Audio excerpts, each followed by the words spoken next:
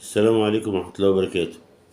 النهاردة معادنا مع فيديو جديد مهم جدا، لأن في ناس ممكن تتسرق فلوسها من غير ما تحس. طبعا انت النهاردة لما تيجي تقدم على كشف في المجالس الطبية، يوم اللجنة بيطلب منك انك تدفع فلوس بالفيزا. تمام. في فيز ما بتشتغلش زي الفيزا بتاعت البريد. مظبوط. فيزا البنك سواء الأهلي أو غيره ينفع إن أنت تدفع بيها. تمام. شرط الرصيد عامة ما يقلش عن 655. نيجي بقى الفيزا ميزة. دي أكبر مشكلة. بمعنى إيه؟ دي ما تديهاش لحد إطلاقا ويكون فيها رصيد. ليه؟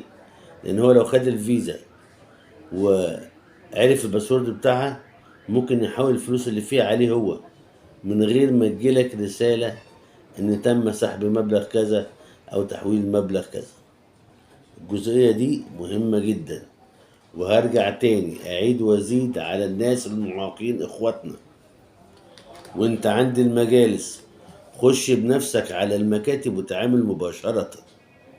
عيب لا مؤاخذة لما يجي واحد اسمه حتى والله العظيم واحد مكسوف ينطقه، يجي يشدك من قفاك ويقول لك تعالى أعمل لك، تعالى أسوي لك، تعالى أهبب لك بهباب. تمام؟ ما يصحش. إحنا ناس كبار. المهم هعيد الكلام تاني عشان اللي ما شافش الفيديو من أوله. فيزة البريد ما ينفعش يدفع بيها في المجالس. فيزة البنك ينفع يدفع بيها جوه بشرط الرصيد ما يقلش عن 655. فيزا ميزة برضو ينفع يدفع بيها جوه. تمام. برضو بس الرصيد ما يقلش عن 655. تمام. الحاجة التانية ما تديهاش لحد، لأن لو خد منك الفيزا وخد الباسورد بتاعها هيحول فلوس منه وأنت مش هتحس إن أنت اتسرقت. ماشي. أحب بقى أنا أشكر بقى إخواتي اللي هم هنوني أو بعتولي يعني يعني هداء بعيد ميلادي يعني. تمام. هقول لهم برضو عشان هم يستحقوا الشكر والثناء. بسم الله الرحمن الرحيم. الأستاذ عبد الرحمن حمدين نشر على يومياتي وهناني بعيد ميلادي، وطبعا أنا بشكره وربنا يبارك فيه وفي ولاده وأسرته. حبيب قلبي الأستاذ علاء محسن، الراجل ده جميل جدا، راجل قمة الجدعنة والشهامة. أنا رحت قابلته في مقر عمله، والله يعني عايز أقول أكنه بيضيفني في بيته يعني. الأستاذ أحمد رأفت برضه هناني بعيد ميلادي، وربنا يبارك فيه يا رب وفي أسرته ويبارك له في ولاده. أه بس كده. وطبعا برضه في ناس برضه دخلت في التعليقات تهنيني وكده يعني، وطبعا أنا متشكر لكم جدا.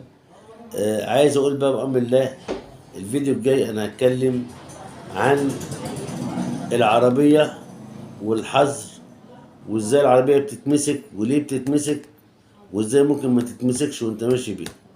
لان الحاجات دي قوانين وللاسف ما فيش حد فاهم فيها حاجة واضحة. يعني كان في محمد انا شفت له فيديو ما قالش اي حاجة جديدة اصلا، ولا اي حاجة اطلاقا. صح. قال لك هو كده والقانون كده. طب انت كده قلت لي ايه جديد؟ انا بأمر الله في الفيديو اللي جاي هوضح لكم ازاي ان انت كمرافق تقدر تمشي بالعربية، لان كل حاجة ليها حقها، حتى الحكومة ليها حقها. تمام. بس أرجوكوا تنبيه عام، والله العظيم أنا بحزن، والله بحزن لما ألاقي راجل كده محترم وعنده إعاقة ويجي كده حتة واحد ملوش 33 لازمة ياخده من يقول لك تعالى أعمل لك الملف. إيه ده ليه؟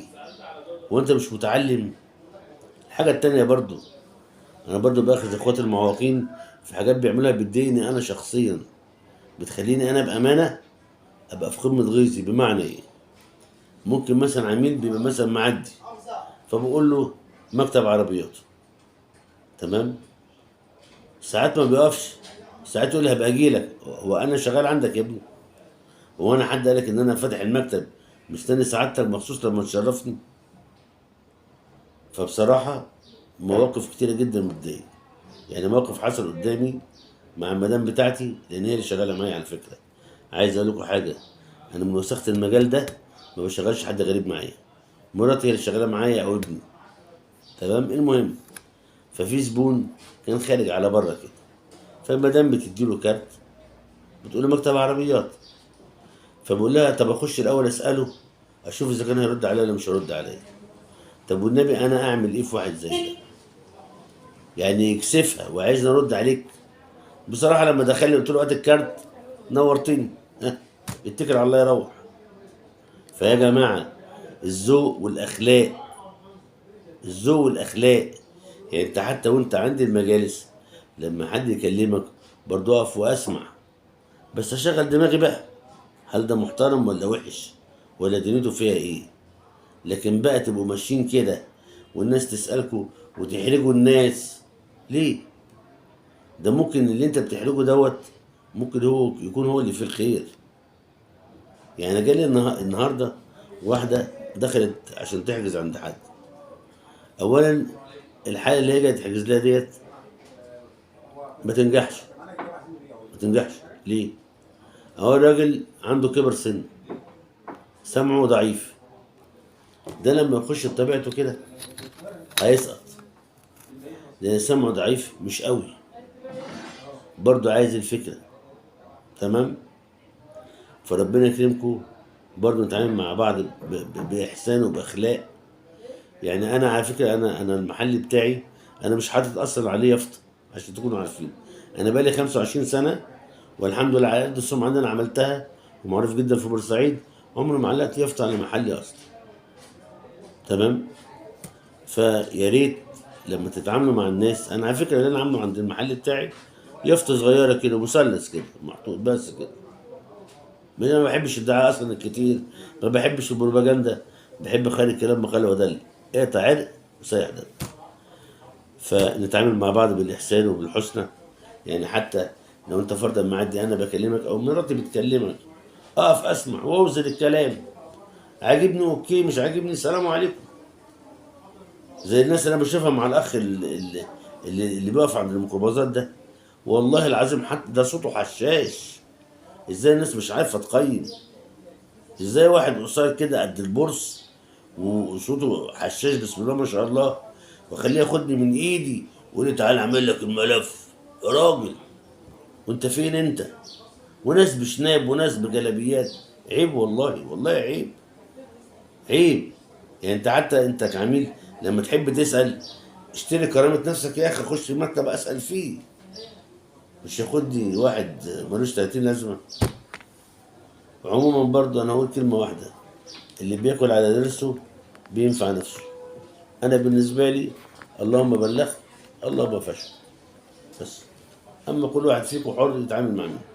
بس انا زي ما قلت للجميع يا جماعة والله بجد، انا بالنسبة لي اللي بيتعامل معايا تحت امره من الالف للياء، اللي اتعامل بره يكمل بره، عشان ما فيش حد بيعرف قيمة امه غير لما يعيش مع مرات ابوه. وكل سنه وانتم طيبين. وبأمر زي ما قلت كده الفيديو اللي جاي هيبقى عن ليه العربية بتتمسك منك وانت ماشي رغم ان انت سائق مرافق، والعيب فين وتتلافاه ازاي.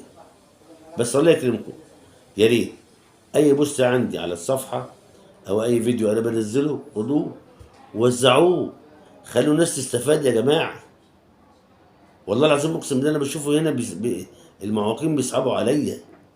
ده ايه ده؟ اكنهم شويه متخلفين والناس بتنصب عليهم ليه؟ كل سنه وانتم طيبين ورمضان كريم. السلام عليكم ورحمه الله وبركاته.